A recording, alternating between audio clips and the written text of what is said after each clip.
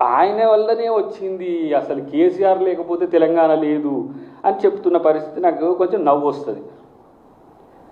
మీరు సాగరహారం రోజు కేసీఆర్ కేటీఆర్ ఎక్కడుండో చెప్పగలుగుతారా?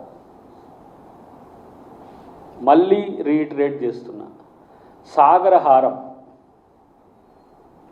ఆ రోజు సెప్టెంబర్ 30వ తారీఖు నాడు సాగరహారం అనేది Telangana joint action committee Kodandaram గారి నేతృత్వంలో మీరు దాన్ని తిరస్కరించిన, మీరు కాంగ్రెస్ పార్టీలో మేము విలీనం చేస్తామని నెల రోజుల పైచిలకు ఢిల్లీలో ఉండి మంతనాలు చేస్తున్న క్రమంలో మిమ్మల్ని కనీసం కాంగ్రెస్ పార్టీ పట్టించుకోలేదు. ఎందుకంటే అవకాశవాద రాజకీయాల కోసమని.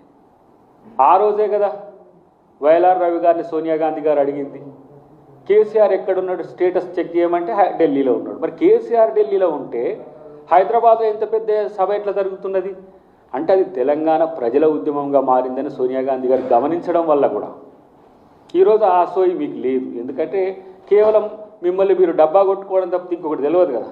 ఆ రోజు కేసీఆర్ కేటీఆర్ ఢిల్లీలో ఉంటే ఎవరు హరీష్ రావు ఈటెల రాజేందర్ వచ్చిండ్రు. ఆ రోజు నేను జేఏసీ నాయకునిగా ఉన్నా కాబట్టి నాకు తెలుసు. సిద్దిపేట నుంచి ర్యాలీగా వచ్చిండ్రు.